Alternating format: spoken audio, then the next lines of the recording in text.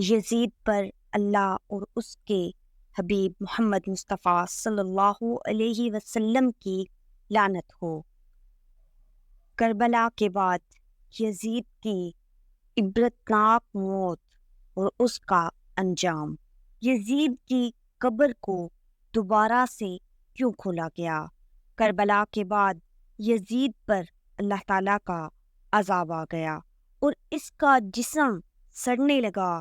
جب اس کی موت ہو گئی تو کئی سالوں کے بعد ایک عباسی خلیفہ نے اس کی قبر کھدوائی تو لاش کا انجام دیکھ کر سبھی کی روح کانپ گئی۔ اس کے جسم پر زہریلے کیڑے۔ بسم اللہ الرحمن الرحیم۔ محترم ناظرین، یزید وہ بد نصیب شخص ہے جس کی پیشانی پر اہل بیت کے بے گناہ قتل کا سیاہ داغ ہے، جس پر ہر زمانے میں دنیائے اسلام ملامت کرتی رہی ہے اور قیامت تک اس کا نام حقارت اور ذلت کے ساتھ لیا جائے گا۔ یہ بدباطن سیاہ دل شخص 25 ہجری میں دمشق میں پیدا ہوا۔ نہایت موٹا، بدنما، بہت زیادہ بالوں والا، بد اخلاق، بد مزاج، فاسق، فاجر، شرابی، بدکار، ظالم، بے ادب، گستاخ تھا۔ اس کی شرارتیں اور بےہودگیاں ایسی تھیں کہ جن سے بدماشوں کو بھی شرم آئے، جن سے شرن نکاح حرام ہے۔ یزید ان سے نکاح کو رواج دینے والا، سود اور دیگر حرام کاموں کو اعلانیہ کروانے والا تھا۔ نبی کریم صلی اللہ علیہ وسلم بھی اپنے زمانے میں بار بار وقتاً فوقتاً صحابہ کرام علیہم الرضوان کو یزید پلید کے فتنے سے آگاہ فرماتے رہے، جیسا کہ حضرت سیدنا ابو درداء رضی اللہ تعالیٰ عنہ نے فرمایا کہ میں نے نبی کریم صلی اللہ علیہ وسلم کو فرماتے ہوئے سنا، میری سنت کا پہلا بدلنے والا بنو امیہ کا ایک شخص ہوگا جس کا نام یزید ہوگا۔ ایک اور مقام پر ارشاد فرمایا، میری امت میں عدل و انصاف قائم رہے گا، یہاں تک کہ پہلا رخنہ انداز بنو امیہ کا ایک شخص ہوگا جس کا نام یزید ہوگا۔ محترم ناظرین، یزید پلید کی فتنہ انگیزیوں کے بارے میں سرکار مدینہ صلی اللہ علیہ وسلم کی انہی پیشن گوئیوں کی وجہ سے مشہور صحابی رسول حضرت سیدنا ابو ہریرہ رضی اللہ تعالیٰ عنہ اپنی وصال سے قبل یہ دعا مانگا کرتے تھے، اے اللہ میں تجھ سے پناہ مانگتا ہوں 60 ہجری کے آغاز اور لڑکوں کی حکومت سے۔ چنانچہ آپ کی یہ دعا قبول ہوئی اور آپ 59 ہجری میں بمقام مدینہ طیبہ میں آپ کا انتقال ہو گیا اور ٹھیک 60 ہجری میں یزید پلید مسند سلطنت پر نمودار ہوا۔ صدر الافاضل حضرت مولانا مفتی سید محمد نعیم الدین مراد آبادی رحمۃ اللہ علیہ یزید پلید کی حضرت سیدنا امام حسین رضی اللہ تعالیٰ عنہ سے دشمنی کی وجہ بیان کرتے ہوئے اور شہادت امام حسین کے بعد یزید کی طرف سے مکے اور مدینہ شریف کے مسلمانوں پر ڈھائے جانے والے ظلم و زیادتی کا تذکرہ کرتے ہوئے ارشاد فرماتے ہیں کہ حضرت امام حسین رضی اللہ تعالیٰ عنہ کا وجود مبارک یزید کی آزادیوں کے لیے ایک زبردست حساب لینے والا تھا۔ وہ جانتا تھا کہ آپ رضی اللہ تعالیٰ عنہ کے زمانہ مبارک میں اس کو کھل کر کھیلنے کا موقع نہ ملے گا اور اس کی کسی بھی الٹی حرکت اور گمراہی پر حضرت امام حسین رضی اللہ تعالیٰ عنہ صبر نہ فرمائیں گے۔ اس کو نظر آتا تھا کہ امام حسین رضی اللہ تعالیٰ عنہ جیسے دیندار کا کوڑا ہر وقت اس کے سر پر گھوم رہا ہے، اسی وجہ سے وہ اور بھی حضرت سیدنا امام حسین کی جان کا دشمن تھا، اسی لیے اسے حضرت امام حسین کی شہادت اس کے لیے باعث مسرت ہوئی۔ حضرت امام رضی اللہ تعالیٰ عنہ کا سایہ اٹھنا تھا، یزید کھل کر کھیلا، یعنی بالکل آزاد ہو گیا، اور طرح طرح کے گناہوں کے بازار کو گرم کیا۔ حرام کاری، بھائی بہن کا نکاح، سود، شراب، اعلانیہ رائج ہوئے، نمازوں کی پابندی اٹھ گئی، بغاوت و سرکشی انتہا کو پہنچی۔ خباثت نے یہاں تک زور کیا کہ مسلم بن عقبہ کو 12,000 یا 20,000 کا لشکری گراں لے کر مدینہ طیبہ کی چڑھائی کے لیے بھیجا۔ یہ 63 ہجری کا واقعہ ہے۔ اس نامراد لشکر نے مدینہ طیبہ میں وہ طوفان برپا کیا کہ اللہ کی پناہ، قتل و غارت اور طرح طرح کے مظالم نبی کریم صلی اللہ علیہ وسلم کے ہمسایوں پر کیے، وہاں کے رہنے والوں کے گھر لوٹ لیے، 700 صحابہ کرام رضی اللہ تعالیٰ عنہم کو شہید کیا، اور دوسرے عام باشندے ملا کر 10,000 سے زیادہ کو شہید کیا۔ لڑکوں کو قید کر لیا اور ایسی ایسی بدتمیزیاں کی جن کا ذکر کرنا ناگوار ہے۔ مسجد نبوی شریف کے ستونوں میں گھوڑے باندھے، 3 دن تک مسجد شریف میں لوگ نماز سے مشرف نہ ہو سکے، صرف حضرت سعید بن مسیب رضی اللہ تعالیٰ عنہ مجنوں بن کر وہاں حاضر رہے۔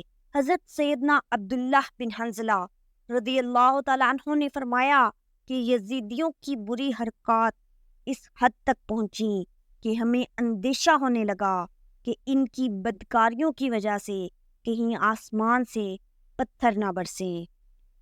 پھر یہ شریر لشکر مکہ مکرمہ کی طرف روانہ ہوا۔ راستے میں امیر لشکر مر گیا اور دوسرا شخص اس کا قائم مقام کیا گیا۔ مکہ معظمہ پہنچ کر ان بے دینوں نے منجنیق، پتھر پھینکنے کا آلہ ہوتا ہے جس سے پتھر پھینک کر مارا جاتا ہے، اس کی زد بڑی زبردست اور دور کی مار ہوتی ہے، سے پتھروں کی بارش کی۔ اس سنگ باری سے حرم شریف کا صحن مبارک پتھروں سے بھر گیا اور مسجد حرام کے ستون ٹوٹ پڑے اور کعبہ مقدسہ کے غلاف شریف اور چھت کو ان بے دینوں نے جلا دیا۔ اسی چھت میں اس دمبے کے سینگ بھی تبرک کے طور پر محفوظ تھے جو حضرت سیدنا اسماعیل علیہ السلام کے فدیے میں قربان کیا گیا تھا، وہ سینگ بھی جل گئے۔ کعبہ مقدسہ کئی روز تک بے لباس رہا اور وہاں کے باشندے یزیدی لشکر کی طرف سے پہنچنے والی سخت مصیبت میں مبتلا رہے۔ محترم ناظرین، یزید جب تک زندہ رہا ظلم و ستم کی آندھیاں چلاتا رہا۔ اس کی پوری زندگی بے رحمی کی افسوسناک داستان ہے۔ یزید کے ہاتھ مکہ و مدینہ اور شہدائے کربلا کے مظلوموں کے خون سے رنگے ہوئے ہیں۔ اقتدار کی ہوس نے اسے پاگل اور افرادی قوت نے اسے مغرور بنا ڈالا تھا۔ چاہیے تو یہ تھا کہ وہ نبی کریم صلی اللہ علیہ وسلم کے نواسے کے فضائل و کمالات سے متعلق فرامین مصطفیٰ صلی اللہ علیہ وسلم کو پیش نظر رکھ کر ان کی قدر و منزلت کا اعتراف کرتا، ان کی اور ان کے رفقا کی خدمت کر کے جنت پا لیتا، مگر اس نے تو شیطان لعین اور نفس امارہ کی غلامی کا توق اپنے گلے میں ڈالے رکھا اور مسلسل ہٹ دھرمی کا مظاہرہ کرتا رہا، اور بالآخر اپنے ناپاک منصوبے کو عملی جامہ پہناتے ہوئے اس ظالم و جابر اور فاسق و فاجر نے گلشن اہل بیت کو جس بے دردی کے ساتھ اجاڑا، اور پیارے آقا مکی مدنی مصطفیٰ صلی اللہ علیہ وسلم کے نازک و خوشنما پھولوں کو جس بے دردی سے مسلا، اس کے تصور ہی سے روح کانپ جاتی ہیں اور پلکیں بھیگ جاتی ہیں۔ ان گستاخوں، بے ادبوں اور غداروں نے اس بات کی کوئی پرواہ نہ کی کہ نبی اکرم نور مجسم صلی اللہ علیہ وسلم نے حضرت سیدنا امام حسین رضی اللہ تعالیٰ عنہ سے اپنی محبت اور ان کی عظمت و فضیلت کو کس قدر تاکید کے ساتھ بیان فرمایا۔ آپ صلی اللہ علیہ وسلم نے ارشاد فرمایا، یعنی حسن اور حسین رضی اللہ تعالیٰ عنہ دنیا میں میرے دو پھول ہیں۔ نیز ارشاد فرمایا، حسن اور حسین جنتی جوانوں کے سردار ہیں۔ افسوس، 100 کروڑ افسوس، مال و زر اور عہدوں کی لالچ نے یزیدی لشکر کی آنکھوں پر گمراہی کی پٹی باندھی تھی، اور وہ بدنصیب لوگ دنیائے ناپائیدار کی فانی محبت سے سرشار اور شہرت و اقتدار کی لالچ میں ان کے دل پتھر سے بھی زیادہ سخت ہو چکے تھے۔ ان پر بدبختی اور شیطانیت غالب آ چکی تھی۔ محترم ناظرین، یزید کا عبرتناک انجام۔ واقعہ کربلا کے کچھ ہی دنوں کے بعد یزید ایک ہلاکت خیز اور انتہائی موذی مرض میں مبتلا ہوا۔ پیٹ کے درد اور آنتوں کے زخموں کی تکلیف سے ماہی بے آب کی طرح تڑپتا رہتا تھا۔ ہمس میں جب اسے اپنی موت کا یقین ہو گیا تو اپنے بڑے بیٹے معاویہ کو بستر مرگ پر بلایا اور امور سلطنت کے بارے میں کچھ کہنا ہی چاہتا تھا کہ بے ساختہ بیٹے کے منہ سے چیخ نکلی اور نہایت ذلت و حقارت کے ساتھ یہ کہتے ہوئے باپ کی پیشکش کو ٹھکرا دیا کہ جس تاج و تخت پر آل رسول کے خون کے دھبے ہیں میں اسے ہرگز قبول نہیں کر سکتا۔ خدا اس منحوس سلطنت کی وراثت سے مجھے محروم رکھے جس کی بنیادیں نواسائے رسول کے خون پر رکھی گئی ہیں۔ یزید اپنے بیٹے کے منہ سے یہ الفاظ سن کر تڑپ گیا اور شدت رنج و الم سے بستر پر پاؤں پٹکنے لگا۔ موت سے کچھ دن پہلے یزید کی آنتیں سڑ گئیں اور ان میں کیڑے پڑ گئے۔ تکلیف کی شدت سے خنزیر کی طرح چیختا تھا۔ پانی کا قطرہ حلق سے نیچے اترنے کے بعد نشتر کی طرح چبھنے لگتا تھا۔ عجیب قہر الہی کی مار تھی۔ پانی کے بغیر بھی تڑپتا تھا اور پانی پا کر بھی چیختا تھا۔ بالآخر اسی درد کی شدت سے تڑپ تڑپ کر اس کی جان نکلی۔ لاش میں ایسی ہولناک بدبو تھی کہ قریب جانا مشکل تھا۔ جیسے تیسے کر کے اس کو سپرد خاک کیا گیا۔ محترم ناظرین، یزید پلید کے انجام کے بارے میں ایک اور واقعہ بھی نقل ہے۔ یزید کی موت کا ایک سبب یہ بھی بتایا جاتا ہے کہ وہ ایک رومی النسل لڑکی کے عشق میں گرفتار ہو گیا تھا، مگر وہ لڑکی اندرونی طور پر اس سے نفرت کرتی تھی۔ ایک دن رنگرلیاں منانے کے بہانے اس نے یزید کو دور ویرانے میں تنہا بلا لیا۔ وہاں اس ٹھنڈی ہواؤں نے یزید کو بدمست کر دیا۔ اس دوشیزہ نے یہ کہتے ہوئے کہ جو بغیرت و نابکار یعنی نکما اپنے نبی کے نواسے سے غدار ہو وہ میرا کب وفادار ہو سکتا ہے، تیز دھار خنجر کے پے در پہ وار کر کے چیر پھاڑ کر اس کو وہیں پھینک دیا۔ چند روز تک اس کی لاش چیل کووں کی دعوت میں رہی۔ بالآخر ڈھونڈتے ہوئے اس کے اہلی موالی یعنی نوکر چاکر وہاں پہنچے اور گڑھا کھود کر اس کی سڑی ہوئی لاش کو وہیں دفنا دیا۔ اب ذرا اس کی قبر کا حال بھی سنیے۔ محترم ناظرین، دمشق کے پرانے قبرستان باب الصغیر کے کچھ آگے یزید کی قبر کا نشان ملتا ہے، جس پر آج سے کئی سالوں پہلے لوگ اینٹیں اور پتھر مارتے تھے اور اکثر اینٹوں کا ڈھیر لگا رہتا تھا۔ وہاں اب شیشہ، کانچ اور لوہا گلانے کی بھٹی لگی ہوئی ہے۔ اس کارخانے میں شیشے کے برتن بنائے جاتے ہیں۔